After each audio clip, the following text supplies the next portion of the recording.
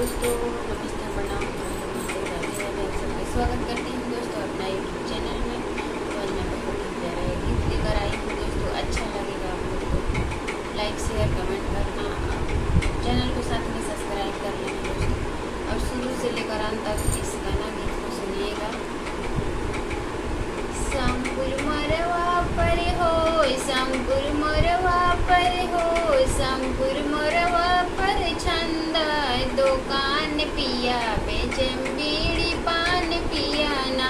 संकुल मरवा पर हो संकुल मरवा पर छंदा दुकान पिया बेचम बीड़ी पान पियाना।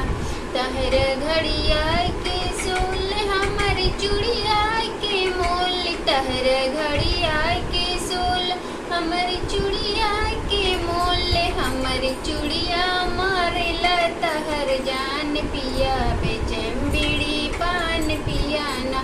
संकुर मरवा पर हो संकुर मरवा पर छंदा दुकान पिया बेचम बीड़ी पान पियाना।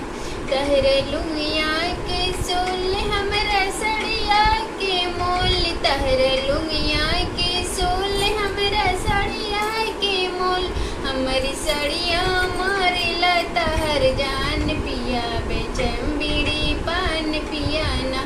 संकुर मरवा पर हो संकुर मरवा पर छंदा दुकान पिया बेचम बीड़ी पान पियाना।